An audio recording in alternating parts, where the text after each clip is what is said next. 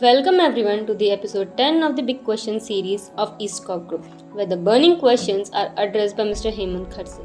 So, Mr. Hemant, this burning question is from Mr. Anand Nalawde, and he's asking that could you elaborate the parameters called the fire and smoke barriers and fire and smoke partitions in the fire protection strategy?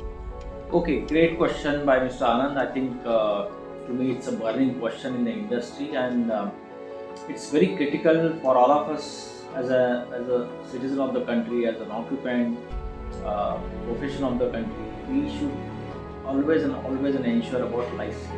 And when it comes to life safety, smoke is the biggest reason of life and property loss. So if you look at any of the building codes and standards, smoke is the one it is being regulated.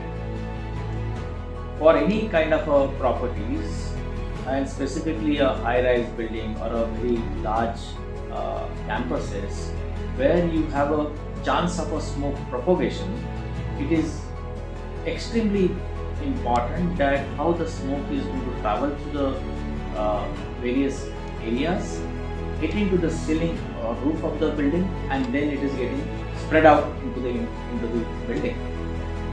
So courts have given various parameters to have a provision of a fire and smoke barriers.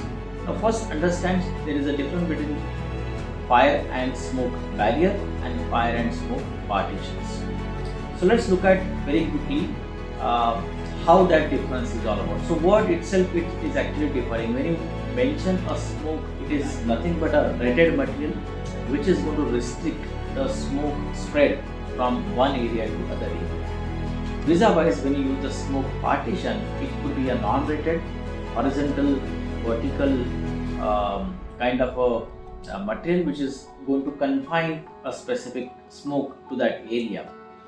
Now, when you use the terminology called fire barrier, that again has got a specific hourly rated material which is going to restrict the heat of fire from one area not to go into the other area. So when you define the fire strategy, it has to have a combination of your barriers so that you are able to compartmentalize the building, you are able to restrict the smoke to the specific zone or area, and it is going to limit the spread of the smoke from one area to other area, and that area could be horizontal, could be vertical. So there are variety of materials available which are tested by third party laboratory. There are course provisions given in the standard what kind of a hourly rated material that has to have, and based on which you can include and define your fire strategy to save life and property. Hope I have answered, Mr. Anand. Thank you so much.